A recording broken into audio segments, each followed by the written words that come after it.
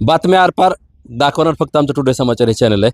विषय कोणते असो, वेगळे विषय, वेगळ्या चर्चा, वेगळ्या मुलाखतीमध्ये आम्ही दररोज एक वेगळा विषय तुम्हाला दाखवतोय. मी आता उस्मानाबाद धाराशिवच्या शासकीय विश्रामगृहाच्या समोर आहे आणि शिवसेनेचे शिंदे गटाचे युवा नेते आपल्यासोबत आहेत. आनंद पाटील यांनी पालकमंत्र्याला एक निवेदन दिलं होतं 21 जानेवारी 2025ला की आपल्या धाराशिव जिल्ह्यासाठी 100 इलेक्ट्रिक बस देण्यात याव्या अशी त्यांनी मागणी दिली होती. पत्र दिलं होतं त्यांनी.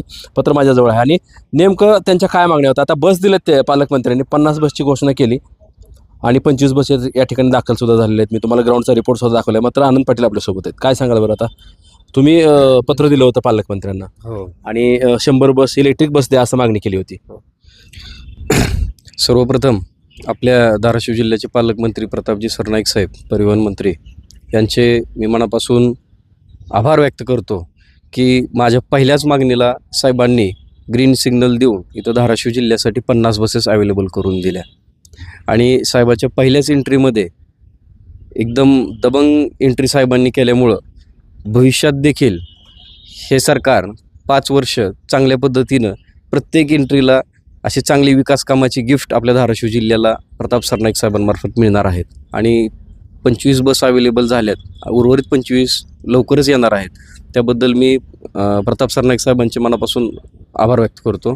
मी गेल्या 21 तारखेला मुंबई येथे पालकमंत्री साहेबांची पहिल्यांदा भेट घेतली आणि माझी पहिली मागणी अशी झाली की जिल्ह्यामध्ये अत्यंत खराब बस या ठिकाणी आपल्या जिल्ह्यामध्ये आहेत आणि याचा त्रास प्रवाशांना, चालक, वाहक ह्या सगळ्यांना होत होता. वयोवृद्ध आहेत, विद्यार्थी आहेत, विद्यार्थिनी आहेत, इथले जे काही नागरिक ग्रामीण भागातून शहरात येतात. म्हणजे इथं शहरामध्ये एकंदरीत पाहता बसची जी कंडिशन आहे ती खराब होती काही प्रमाणामध्ये आणि साहेबांना सांगितले की 100 गाड्या आपल्या जिल्ह्याच्या आगारासाठी आपल्याला लागणार आहेत आणि त्यासाठी मग आपण 100 बसेसची मागणी केली. त्यावेळेस साहेबांनी तात्काळ तिथं संबंधित अधिकाऱ्याला आदेश दिले आणि त्यातल्या 25 बस ह्या काल आपल्या धाराशिव इथे अवेलेबल झाल्या आहेत आणि उर्वरित 25 आणखीन येतील. आपली मागणी 100ची आहे. मी आणखीन ही भेट झाल्याच्या नंतर साहेबांना ज्या ज्या तालुका लेवलवरती जिथं बसेसची आवश्यकता आहे चांगल्या बस तिथं मी मागणी करणार आहे. काय आणखीन काय मागणी करणार तुम्ही? पालकमंत्री आहेत, ते परिवहन मंत्री आहेत, बसस्थानकाचं काम सुरू आहे आता. हो, आता आपण पाहताय की ज्यावेळेसपासून हे सरकार आलं त्यावेळेसपासून विकास कामं खूप जोरात चाललेली आहेत. लोहाऱ्याच्या नवीन बसस्थानकाचा प्रश्न आहे. त्याच्याबरोबर तुळजापूरमध्ये देखील नवीन बसस्थानक आता उद्घाटनाच्या मार्गावरती आहे. धाराशिवमध्येही आपण पाहतो की चांगलं सुसज्ज असं मोठं बसस्थानक आपण परवा पालकमंत्री साहेबांच्या दौऱ्यामध्ये तुम्ही देखील होतात तिथं पाहिलेलं आहे. त्याच्यामुळं जे काय परिवहन विभागाचा जो विषय आहे तो चांगल्या पद्धतीने एक प्रकारे म्हणजे जिल्ह्यामध्ये मार्गी लागणार आहे. जे काय बसस्थानक आहेत, चांगल्या बसेस इथं अवेलेबल होणार आहेत. काय हे नाही. हा, पुढं काय असणार? आणखीन काय नियोजन केलं तुम्ही?